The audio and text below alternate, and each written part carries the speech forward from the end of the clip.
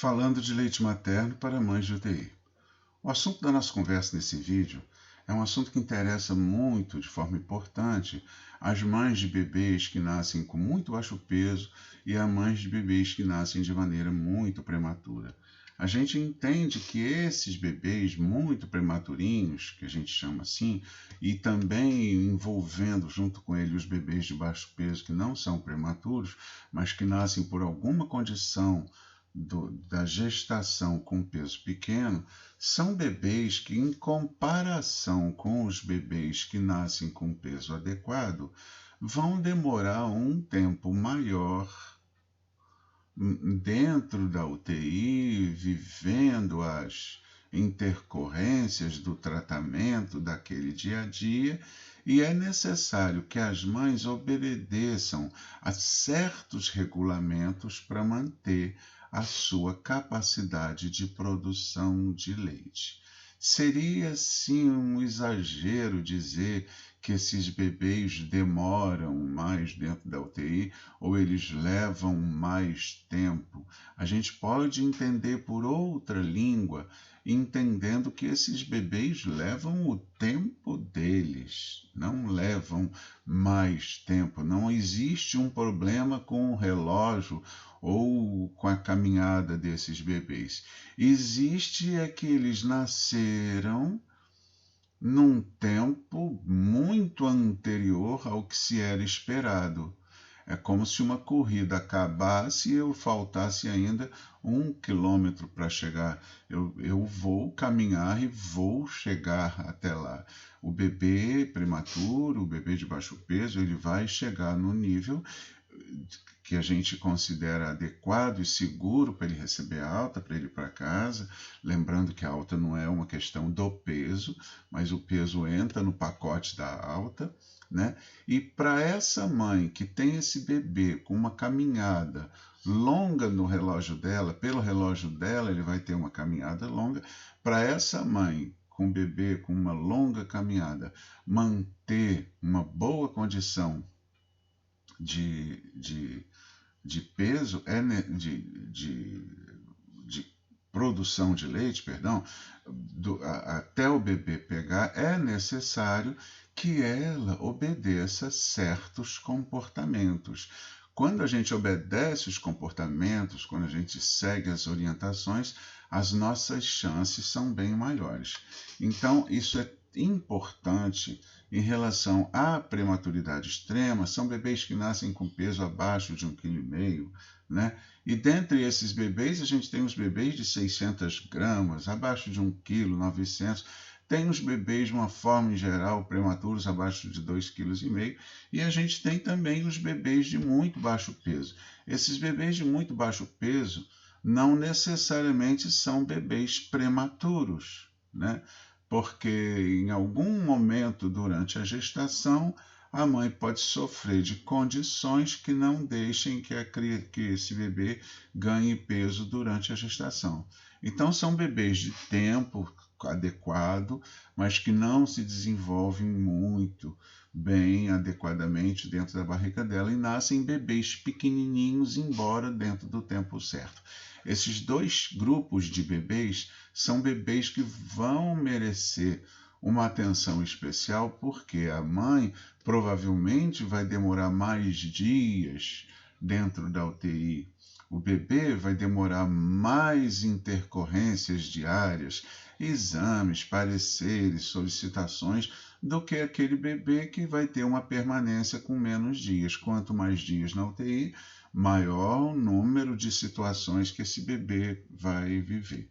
A prematuridade ela é tão importante que existe no planeta Terra um dia 17 de novembro, onde é considerado o Dia Mundial da Prematuridade, de forma que nesse dia, chamado Novembro Roxo, a gente dá atenção aos nascimentos prematuros, e esses nascimentos prematuros eles devem acontecer com a atenção que essas mães desses bebês prematuros precisam receber para que a viagem longa delas se dê tanto com equilíbrio de atenção em relação ao bebê, quanto atenção em relação às necessidades da própria mãe. Se a gente está falando em amamentação, quem amamenta é a mãe que vai lá oferecer seu leite para retirar, oferecer seu leite para poder oferecer o bebê. Então, o cuidado precisa ser dividido entre o cuidado pelo bebê e também o cuidado da família. Daí a importância desse 17 de novembro, que é o Dia Mundial da Prematuridade, comemorado no mundo inteiro, né? Então, como a gente já sabe, é uma longa viagem. Mas do que a gente quer dizer com uma longa viagem? A gente está falando de uma viagem de tempo, a gente está falando de uma viagem de dias, a gente está falando de uma duração do tempo de internação. Então, existe uma viagem que é um caminho percorrido pelo bebê, numa trilha percorrida pelo bebê, com paisagens que o bebê vai admirar e vai viver e vai experimentar.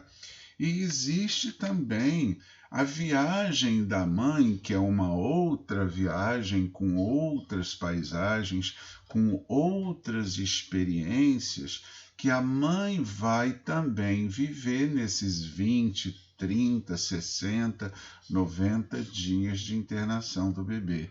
Então, tanto o bebê nesses 60 dias vai experimentar sensações e emoções que vão pertencer à história dele, quanto a mãe nesses 60 dias vai viver e experimentar sensações que vão fazer parte da história dela. O fato é que para passar por essa viagem, por essa caminhada de maneira firme e resistente, gente, é como na música, é preciso estar atento e forte. Atenta para as situações que vão aparecer. A equipe está atenta, o bebê está atento, a mãe está atenta, a família está atenta, porque são alterações que vão acontecer no bebê e são alterações que vão acontecer na mamãe. Então, para o cuidado da mãe, e a gente, equipe, clínica, profissional, precisa estar atento. Da mesma maneira para o bebê, como a mãe precisa estar para o bebê, e o bebê precisa estar atento para ela, porque os dois vão se interar pelo meio da amamentação. E nessa tensão toda, a gente precisa estar forte, porque é a nossa força que vai alimentar a força do outro. A minha força, mamãe, alimenta a sua força alimenta a força do bebê alimenta a minha, e a minha força em relação a ele também alimenta ele, e eu tenho certeza que a força dele também alimenta a sua, e não tenha dúvida que a sua força também alimenta ele. É necessário nessa caminhada que a gente precise ter o conhecimento mínimo do percurso, que caminho a gente vai seguir. Um bebê que nasce com 700 ou com 1.200 gramas provavelmente não vai ter alta com os 7 dias. Um bebê que nasce com uma cardiopatia, ou uma síndrome, ou um quadro infeccioso, ou uma icterícia, um amarelão grave, ele também vai ter uma caminhada, e a gente, conhecendo os detalhes do percurso, não vai se assustar quando encontrar uma cachoeira, quando encontrar uma ponte, quando encontrar um lago, quando tiver de pagar um pedágio. Eu sei que essa viagem é demorada, tá?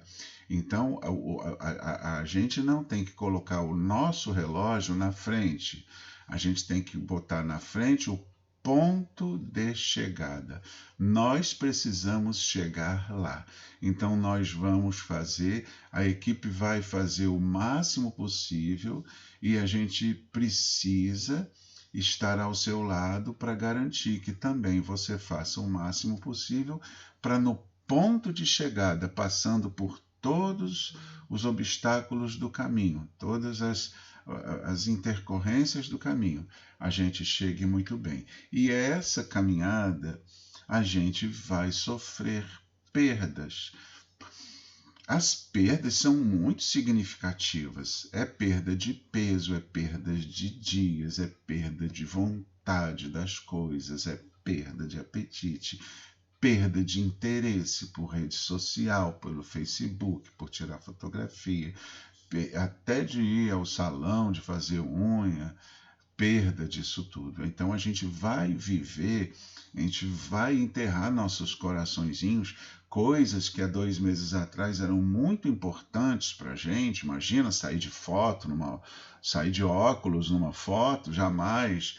Hoje elas vão perder completamente a importância, porque a gente vai colocar outras prioridades como fundamentais na nossa história. Então, essa nossa jornada é uma jornada, a caminhadinha, é uma caminhadinha cheia de perdas que a gente vai ter que aprender a conviver com ela. E quando eu digo vai ter, é porque vai ter mesmo. É porque a gente não tem como não ter. É que a gente não tem como ficar arrasado com determinadas situações que fazem parte da vida. Choveu, eu não tenho que ficar arrasado porque eu vou ter que recolher a roupa ou no varal ou porque a roupa não vai secar hoje. Faz parte de um dia de chuva. Tá frio, eu não tenho que ficar arrasado porque eu não vou para a praia, eu não vou para a piscina.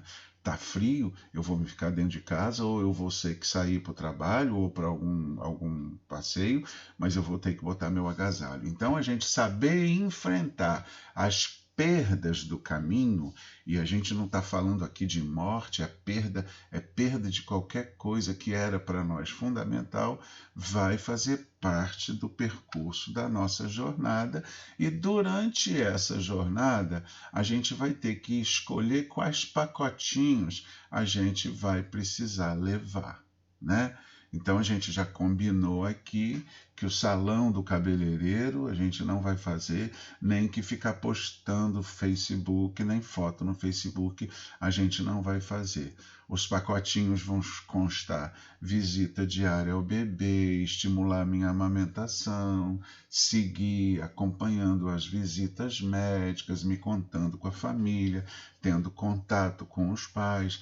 E esses pacotinhos a gente vai perceber que com o passar dos dias, com o passar do tempo, com o desabrochar do bebê, esses pacotinhos vão aumentar de tamanho. Então, a primeira foto no colo, quem que não quer? A primeira vez que esse bebê foi para o peito, eu quero foto. Então, a gente vai precisar da primeira foto, do primeiro no dia da alta, a gente quer a foto no dia que o pai veio visitar ele pela primeira vez. Então, os nossos pacotinhos, as nossas necessidades, as nossas lembranças também vão aumentando. Então, mas a gente tem que deixar bem claro que algumas necessidades também não são exatamente nossas. Eu preciso me alimentar porque eu preciso ter leite, porque eu preciso amamentar meu bebê, mas eu não estou com o menor apetite. Mas eu não estou comendo para mim, eu estou comendo para ter leite para o meu bebê. Porque não adianta eu querer que o meu bebê melhore se eu não faço a minha parte de me alimentar adequadamente para ter um leite adequado para o meu bebê melhorar. Tudo isso a gente vai aprender com o tempo. É um aprendizado difícil, mas é um aprendizado necessário. É como fazer medicina, é como ser um engenheiro, é como ser um bom advogado, é como dar uma boa aula, é como fazer uma boa faxina dentro de casa.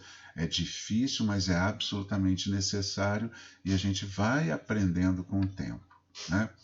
Por que que esses bebês muito pequenininhos eles demoram tanto para ir para o peito? Demoram no nosso relógio. Dentro do relógio deles, eles vão no tempo certinho. Porque existem obstáculos orais e obstáculos da saúde dele que impedem que eles vão para o teu colo, que eles vão para o teu colo. No nosso bebê, a gente vê aí um bebê que está com um tubinho respiratório, esse tubinho azul, essa linhazinha azul, está levando ar para o oxigênio dele. Isso impede que ele abocanhe teu peito ou abocanhe um machuquinho e engula leite. Então, geralmente, o leite vem através de uma sondinha, através de uma mangueirinha, e é justamente essa mangueirinha que a maioria dos bebês traz no narizinho ou na boquinha, que tem a mesma significação para nós, médicos, é entender por que ele está com essa mangueirinha no nariz, por que ontem estava na boca, por que hoje está no nariz. Ou por que ontem não estava e hoje estava? Essas mangueirinhas, elas chamadas sondas, a gente coloca para poder fazer a administração da alimentação. Às vezes, no momento que você chegou, foi o momento que ele retirou, porque elas são bem levadinhas, às vezes eles puxam com a mão e tiram, e aí, para não ficar massacrando o bebê com esse tipo de uma sonda que não vai ser necessária naquele exato momento, você viu sem sonda. Mas eles usam essa mangueirinha para se alimentar enquanto não tem capacidade de sugar o próprio alimento. E é claro que o uso do oxigênio, como a gente está vendo aqui, esse bebê está com uma mangueirinha na boca e está com um equipamento chamado CPAP, que vem trazer oxigênio com pressão para ele, para facilitar a respiração, a expansão desse pulmão, que precisa ser expandido, que precisa receber oxigênio para poder respirar. E esse elemento todo, às vezes, não atrapalha a ida ao colo, mas seguramente impede, naquele momento, a ida ao peito. Com certeza, também no banho de luz, se for uma necessidade pequena, dá para desligar a luz, colocar para amamentar e retornar. Mas se for um amarelo muito grande, o amarelo que tiver na pele dele, é possível que a equipe determine que isso não seja feito nesse exato momento. E aí, nesse banho de luz, nesse primeiro momento do banho de luz, esses bebês não vão ao peito. Tá? Agora, enquanto esses bebês estão lá no seu tratamento, a mãe deve continuar tirando o leite? A resposta é verdadeiramente que sim. Lembra da tua caminhada e da caminhada do teu bebê? Uma coisa é a maneira como ele está se comportando em relação a ir ao peito. Outra coisa é como você tem que estar se comportando em relação a manter a retirada do peito.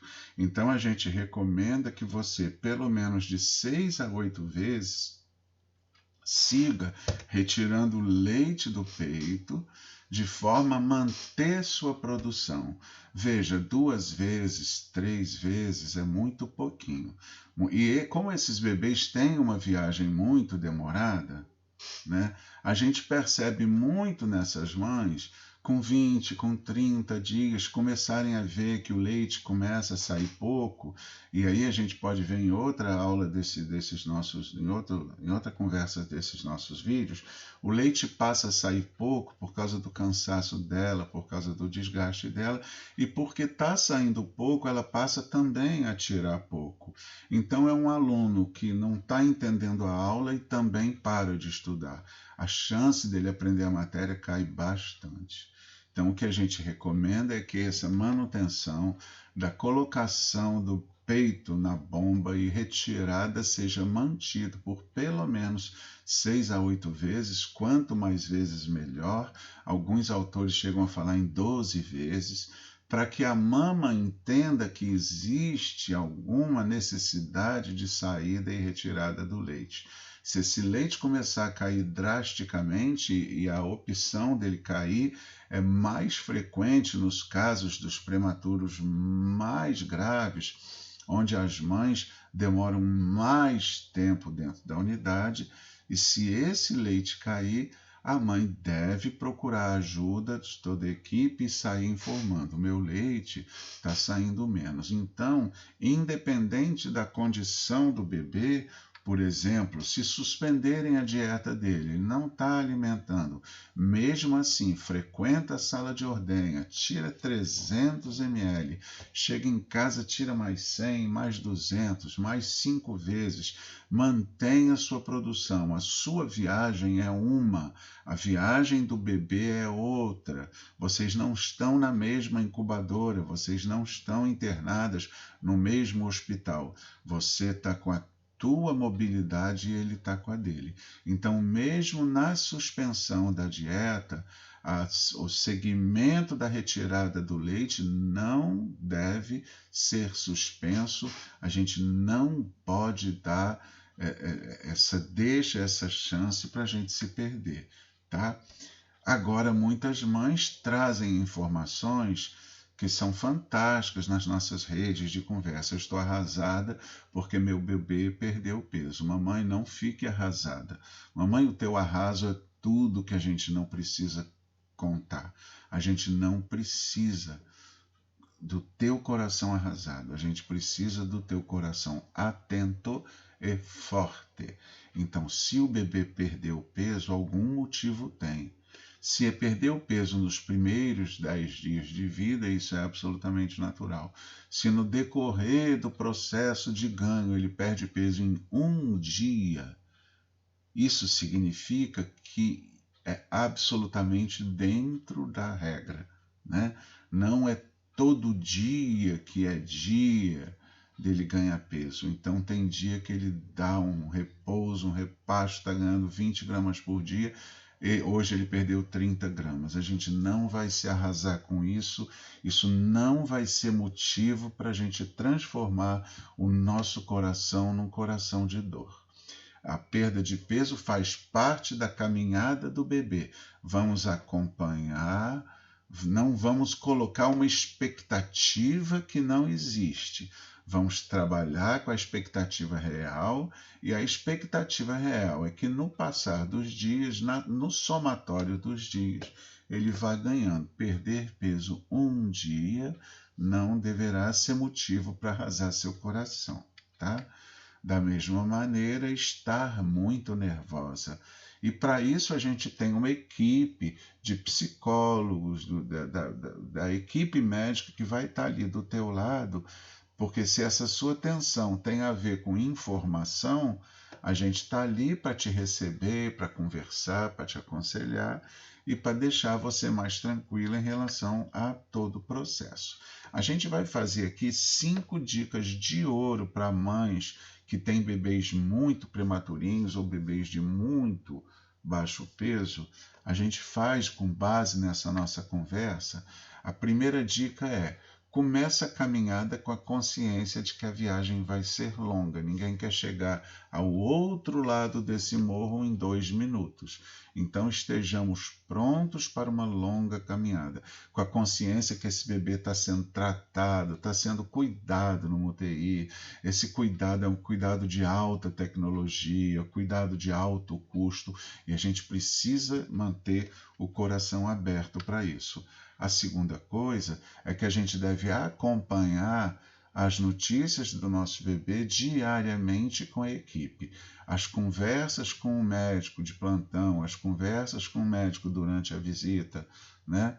As perguntas que a gente faz em relação à nossa administração dentro da unidade são fundamentais para a gente poder ir acompanhando e ter a notícia da fonte certa.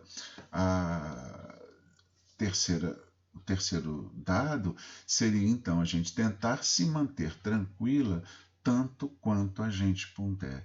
Lembra-se que a gente fala em estar atento e estar forte. Essa nossa tranquilidade vem do cuidado que o nosso bebê está recebendo.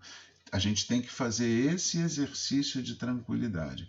Esse monte de equipamento que a foto mostra é um equipamento todo colocado à disposição do seu bebê.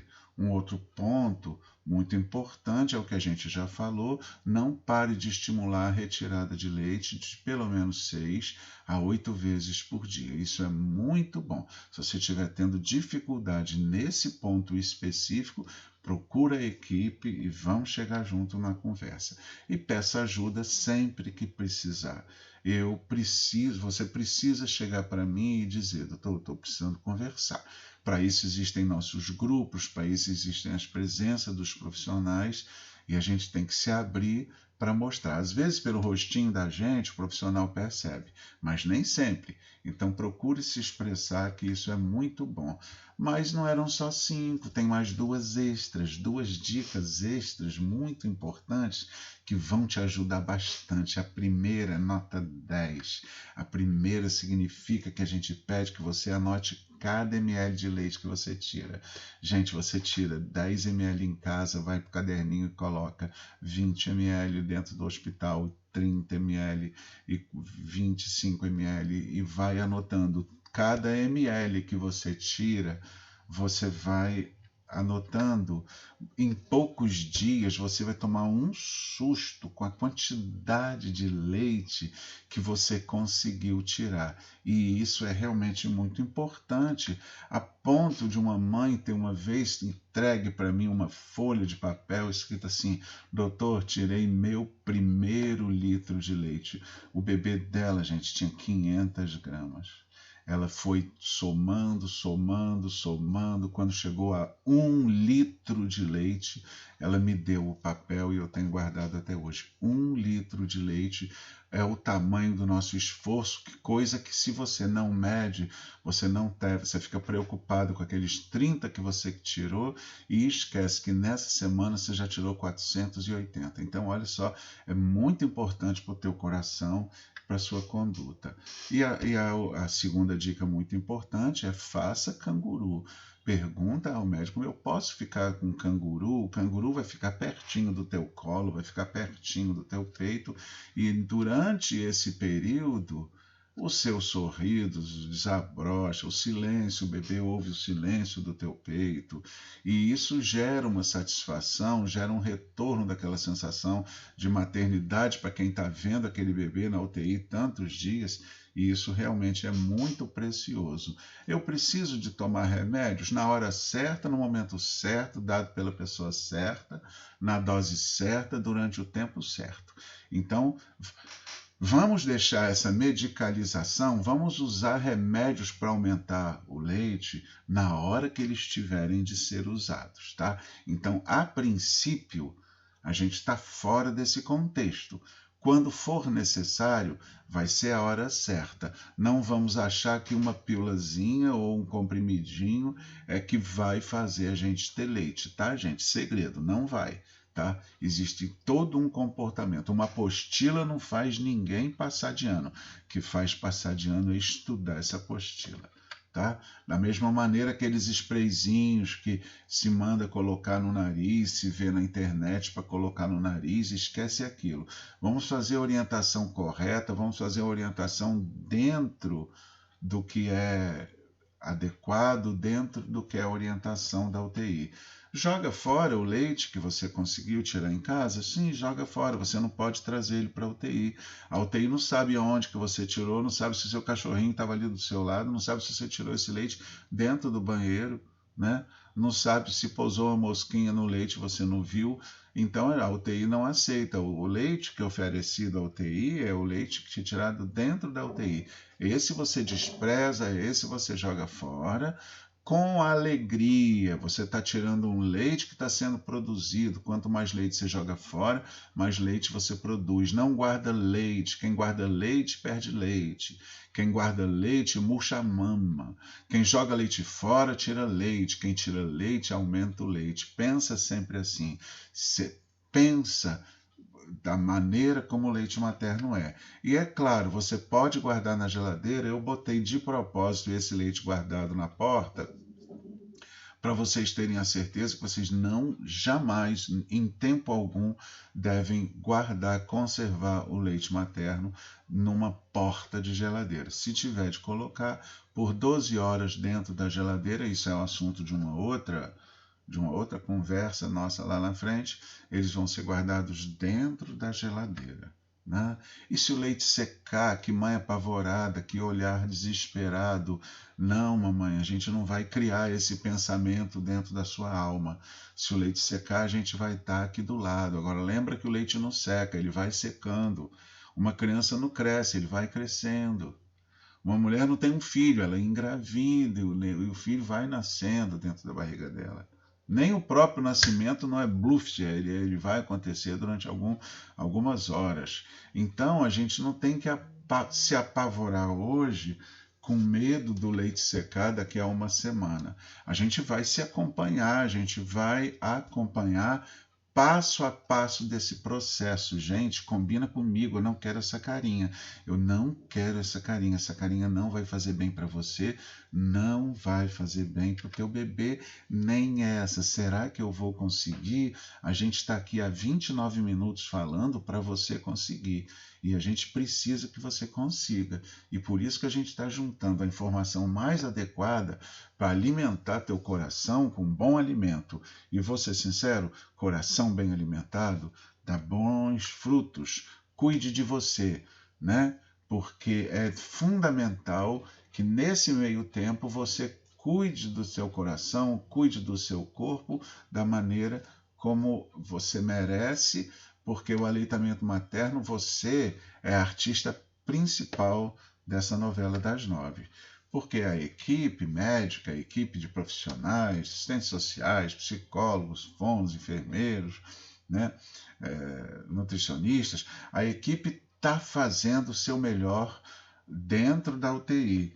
Eu tenho certeza que você também está fazendo o teu melhor. Uma mãe que pega um bebê, que vai visitar teu bebê, que bota teu bebê no canguru, está dando o melhor dela. Agora a gente tem que lembrar também que o bebê está fazendo o melhor dele. Ele responde ao tratamento e ele só responde ao tratamento porque é ele que dá a resposta. Porque não adianta nada quilos de medicamento se o bebê não responder. Não adianta eu conversar com você se você não responder minha pergunta. Não adianta você querer conversar comigo se eu não responder a você. Então, cada vez que o bebê responde ao tratamento, ele está dando retorno ao que a gente está fazendo por ele. Quando eu digo a gente, é a gente profissional, a gente pai e mãe, a gente família, a gente hospital. E ele responde, significa que ele está fazendo a parte dele para ir para casa. E aí, por isso que somos uns do lado dos outros, cuidando do seu bebê e do nosso coração. Qual é o nosso coração? É o seu, é o meu, é o do bebê, é todo junto na mesma grande canoa chamada vida, e é para isso que a gente está aqui. E a gente espera que isso tenha ajudado você, e a UTI neonatal que recolhe esse bebê, que acolhe esse bebê durante essa longa trajetória dele, espera que você sinta com maior carinho todo o trabalho e que você passe por essa viagem e chegue num lugar bastante interessante para você e para o seu filho e por toda a vida.